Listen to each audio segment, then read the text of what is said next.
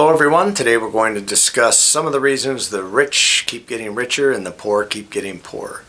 Well, as you can imagine, it's not cut and dry, there's many reasons to it, but I'm going to hit on a few of them here today. First off, the living environment seems to have a huge impact. For example, 4% of low-income people, get to go to college, okay? So then you look at the 45% of the higher income people get to go to college. So look at the big difference right there. Look at your living environment. You look at the low income people, the 4% that get to go to college versus the 45% that get to go for the rich, right? Huge advantage, absolute huge advantage, okay? That's big. It's monumental. And the reason it's monumental, and I'm going to go over this again and again throughout this video, is learning about money in and of itself. Not just how to make it, but what to do with it. How to make your money make you money. These are things that aren't taught in the public schools.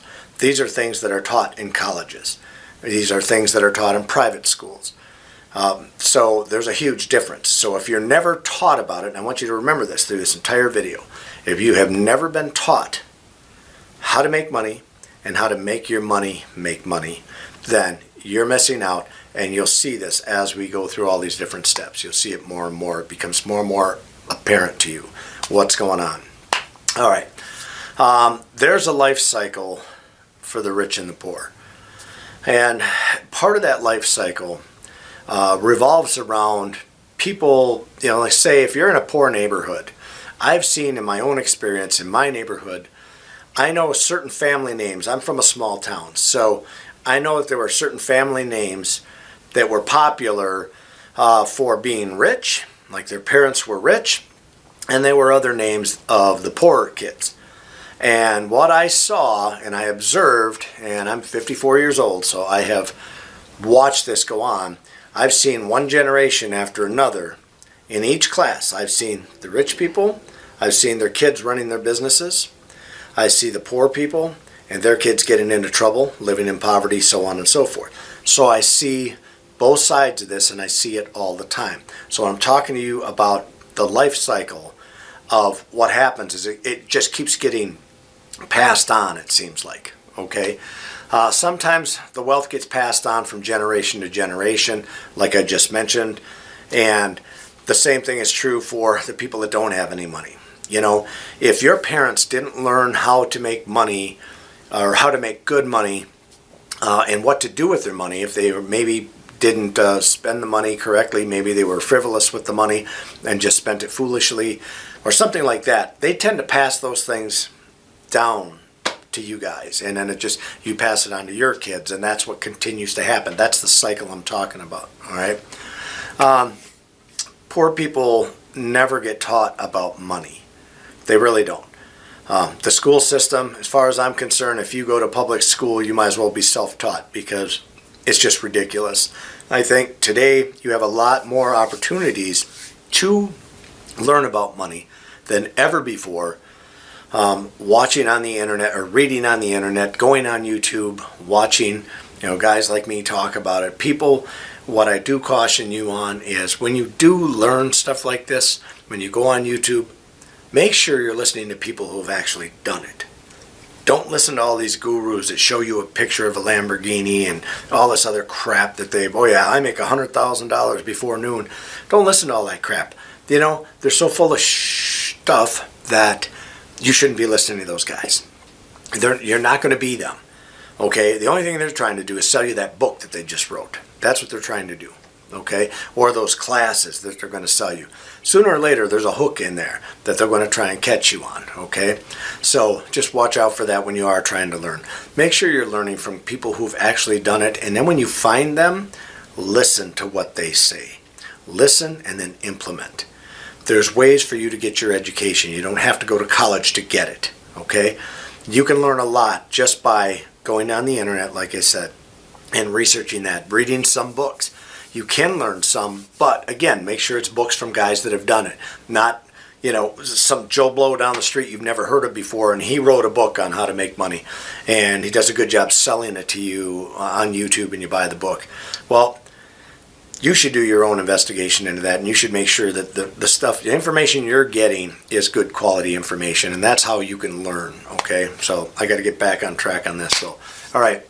So the rich people, and as far as that goes, like the poor people were never taught about the money, right? So they don't teach that to their next kids, and that's why it just keeps going from generation to generation. It just keeps going down.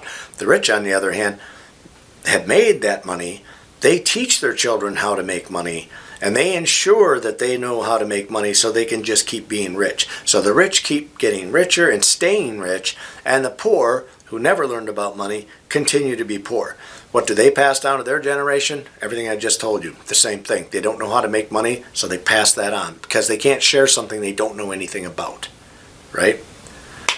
All right, let's talk about the rich people. After college, the rich kids usually don't start out with debt. Mommy and daddy saw to it that all their schooling was paid for. Now, let's say a rich kid goes to school to be a doctor, and it costs him $500,000 or whatever to go through that. And then he comes out in the world with no debt, and he just is able to start and get a job at a hospital, and he's making buku bucks, right? While the poor guy, if you had made it to school, if you had gotten scholarships, somehow got in there, maybe you're a minority or whatever, however you ended up there, a lot of times you still end up with a ton of debt when you come out of school. And those of you who have experienced this, leave your comments down below. I'd love to hear about it. And what happens is you spend the next 20 years of your life trying to pay off that huge debt that you accumulated for student loans, so on and so forth, right? So the rich get it paid for, their mommy and daddy take care of them. The poor don't have that opportunity. They start out in debt. If they're able to get to school, if they're able to get to that position to where they can go to school, the elite, at that point, they are struggling. You think they're struggling there, they're going to struggle a lot more when they get out of school and they have all that debt hanging over their head that they have to pay back, right? So, that being said, the rich people, another thing that most people don't think about is the rich people, they get the medical attention. Okay, they have the money. If I have aches and pains and whatnot, the average Joe just can't go in for every ache and pain that you have because you just rack up the medical bills, right? Unless you're on welfare, and then I guess they pay for everything, so you might as well. I hate to say that because I'm so against that, but regardless. But the rich people, see, they can afford really good health care and really, really good insurance, so they can go in for every ache and pain, and they can get the best products that are available out there to help them, and they can afford to go to therapy and get everything fixed and their joints working again, and the rest of us just sit back here and can't do that because we don't have the money for that, right? So what happens to your life expectancy? Your life expectancy is way shorter when you're poor than it is when you're richer because you just have better health care. That's a big part of that. Stress is another factor in there. There's several factors that go into the whole health thing. I know for a fact, if you look around, you'll see that there's a lot of rich people that don't, and I know there's always going to be the exceptions. That, yeah, I know some of these people do more drugs than poor people or whatever. There's always going to be the exceptions, but generally, they're not doing the drugs that the poor community are doing. This is a depressed community, okay? Whenever you're depressed, I was young once. I know. When I was depressed, I was always wanting to stay high just so that I didn't have to face reality, right? And you'll see that. And I picked up bad habits. Smoking was a bad habit. Chewing was a bad habit. And all these things that I've done, I've done them myself, all right? And I did it to myself. But you'll find a lot of times the richer people, it seems like, you generally don't see the majority of them walking around with a cigarette in their mouth and I'm not going to say they don't get high because of course they do, so please don't take it that way. That being said, let's talk a little bit more about the neighborhoods. You talk about the crime rate, or you talk about living longer. I'll tell you, I lived in Milwaukee, Wisconsin, and it was horrible. It was just horrible. I hated it. Just hated it. You woke up to sirens. You went to bed to sirens. There were shootings all the time. Gangs fighting all the time. Drugs everywhere. it was so stressful, just stressful. I developed ulcers, and it was just so much going on there that I'm just like, I can't live in this environment anymore. I felt like a caged rabbit. You're more concerned with, are you going to live and die, than you are with, hey, I wonder if we can go play tennis today, or let's go golfing, or whatever. No, you're worried about living and dying. So you talk about having stress. Stress takes years off your life. I know it does. It's terrible. It's a terrible thing, but it's a fact. It happens. A small percentage of low-income people actually break into the middle class. Most people don't even know that. It's a very small percentage of people that break into the even middle class, much less get up to the rich. I mean, the rich are so far up here, but there's reasons that they're there, and we're going to get into that coming up here. So I'm going to try and stay focused on this. So money can make money, and it does make money. Poor people, they have trouble getting credit, for example. Rich people, they can go get credit. They can go borrow $500,000 or $10 million or whatever they need to do for whatever venture they're on, because they know mommy and daddy's money's behind all of this, right? Poor person tries to go to the bank and get money, and you basically get laughed out, right? So it's very difficult for them to get credit. And a lot of times getting started, you need that credit, okay? A lot of times, say you want to start a business, maybe you don't have $50,000 to just dump into a business, but maybe you could work and save $5,000, and it would be enough for a down payment to go to the bank and get a loan. But even then, if you're not making a lot of money, the banks don't want to give you the money. I know it's weird. I know it's screwed up. It is what it is. You need to look at it from their point of view. I guess, and here's if I was a banker, this is how I'd look at it.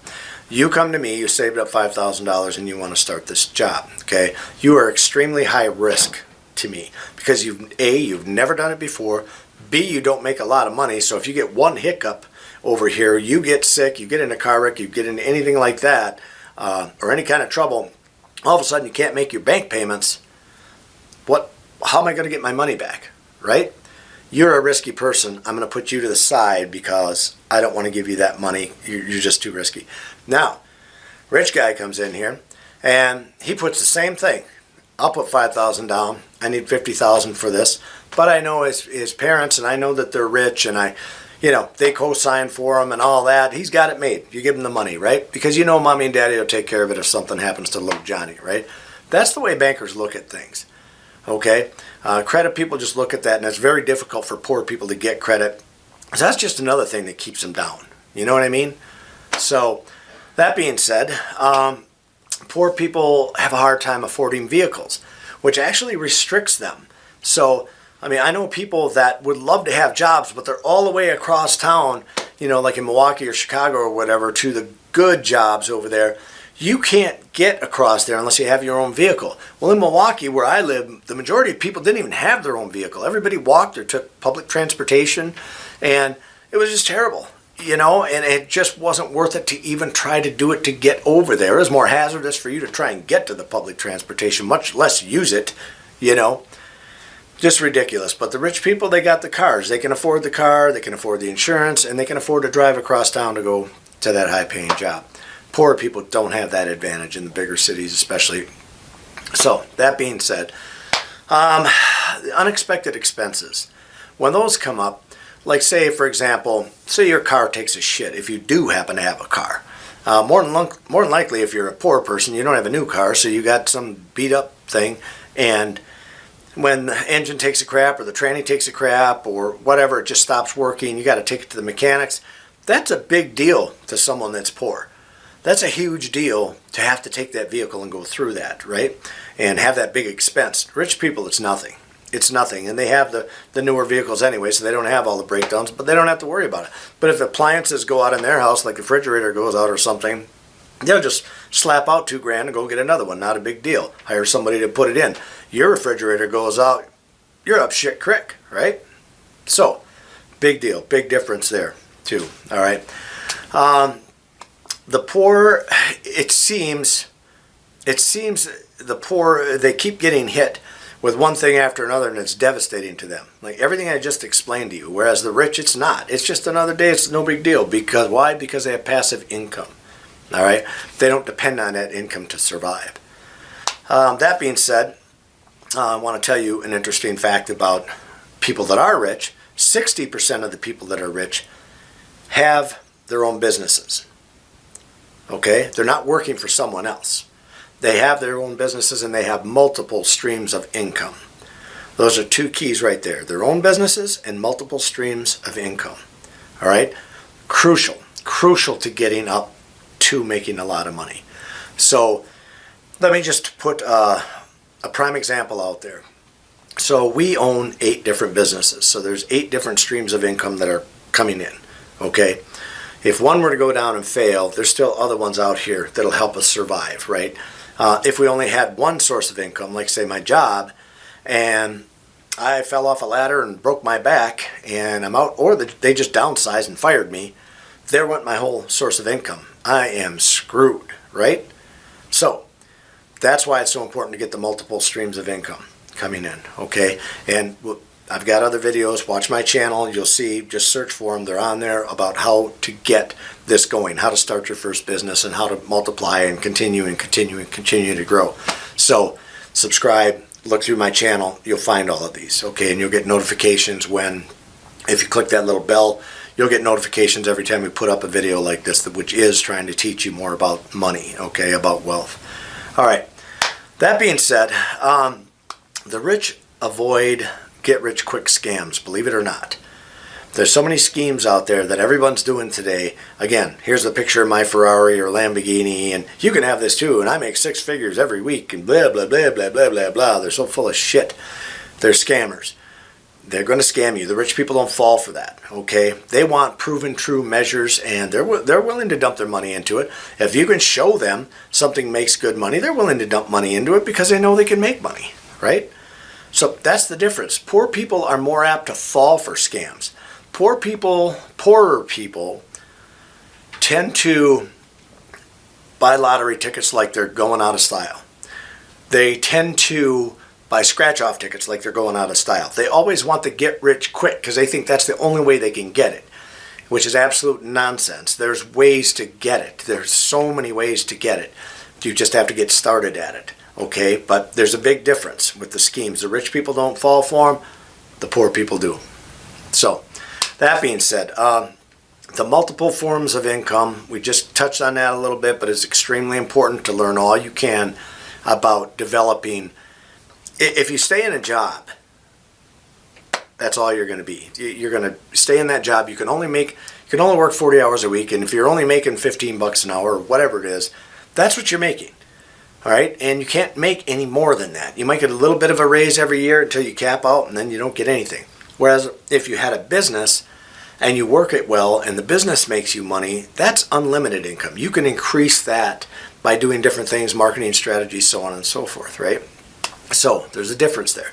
And then you take that money and you reinvest it into another business maybe next year instead of giving all your money away for taxes like people do, right? So, that being said, let's see. We talked about the health, the stress, ridiculous amount of stress for the poorer people. It really is. It's not just, it's all about how I'm going to pay for that car payment. How am I going to pay my rent? How am I going to pay for the heat? How am I going to afford to stay here, before I get booted out? And, you have all those worries and all the stress and anxiety, and the rich people just don't have it. They don't. You know why they don't?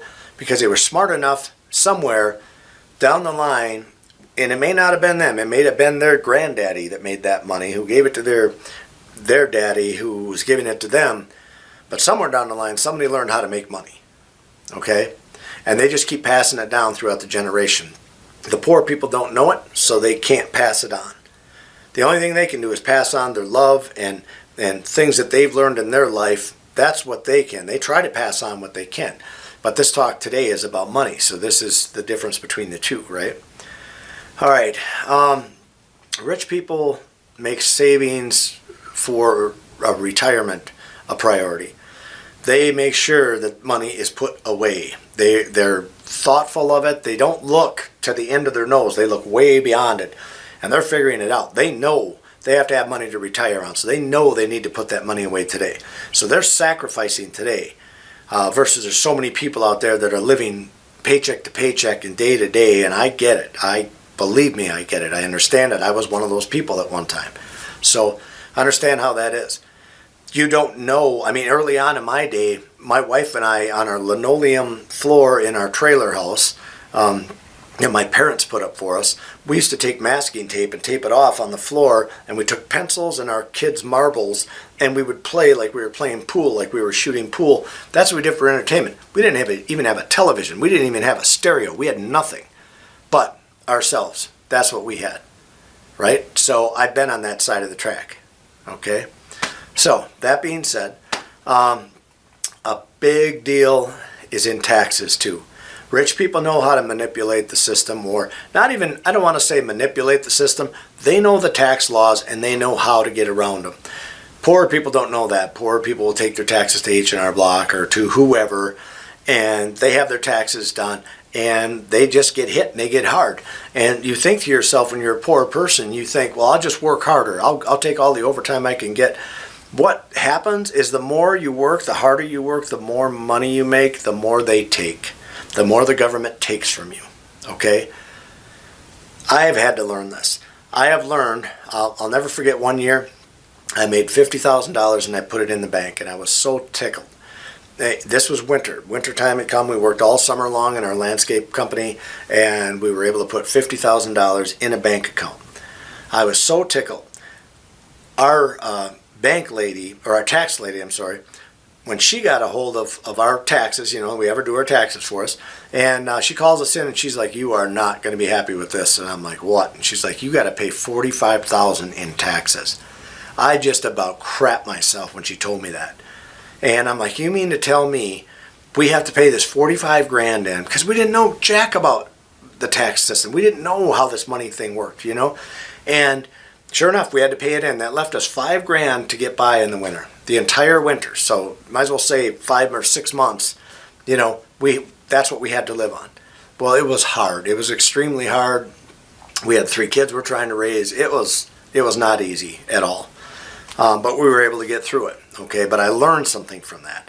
The takeaway from that is, had I invested money, that I would have made sure that didn't happen, and I've made sure that that has never happened since. So in other words, let's say if you make $100,000 this year and you're going to spend, or the government wants 30 of it, okay? I would rather go out and buy a brand new skid steer to reduce that, buy a couple of trucks to reduce that, how much I'm giving to Uncle Sam, because when I give it to Uncle Sam, it's gone. It's never coming back. If I reinvest it into equipment, things that I can use, and I think that's important, make sure you can use it. If you invest it into those type things, those pay dividends because I can make money with those pieces of equipment. I can make more money because I have the equipment to do it, right? So it's good for me and it's good for my business, and I didn't have to take that money and give it away to Uncle Sam. So a lot of these people, you hear them talk about President Trump, and then he talks about how he doesn't pay any taxes. It's because he figured out how to do it. He just keeps reinvesting in real estate and all these other things so he doesn't have to pay. And at the end of the day, he's worth a freaking gazillion dollars, right? So that's how they do it. That's a big part of it. And when you're poor, no one teaches you that. So because no one taught you about money, no one's teaching you about all these tax loopholes and all that, so you don't learn it. You don't know it. All right? The other thing, rich people hire financial advisors. They really do. The more money they make, the more they have, and they will hire these people that tell them the best things to get into, the best things to invest into to make the most money. So when you're working, here's something that people just don't understand. When you're working that job, you're working for your money, okay? And to begin with, you absolutely should be working for your money and go get it, right? But then have your money work for you. And I'm not saying buy stocks. There's some people that have bought stocks and have done well, and we did well at one point. When the recession hit, we lost a ton. So I'm not a stock fan. I'm not. I own some that was in a 401k, but other than that, I don't monkey with it because of the validity of it. It's just constantly going back and forth. You know, it's just too scary. I'd rather invest in me. Okay, so the point is, as far as having a financial advisor, the poor people don't have that. The rich people do. That helps them stay rich. Okay, the poor people need to learn and realize that money makes money. That's what the rich people know. They know that. They know that if they take that money that they made in this business and they invest it in another business, now this year they've got two businesses, two forms of income coming in that are coming into your income funnel. You've heard that word, the money funnel, right? Started out, they had one business. They took that money and they put it into another business. Now next year, all that money's coming in. Now you got 2 streams, and the next year you might double that. Maybe there's 4 streams, and then there's 8 streams, and you see how this is happening? You're just building more and more and more businesses, so you got more and more streams of income. Pretty soon, you're one of the rich. Hey, this has been George Packard. Thank you for watching. We appreciate you guys watching. We hope this has helped you learn, and please leave me your comments down below and let me know if you like this video. Thank you.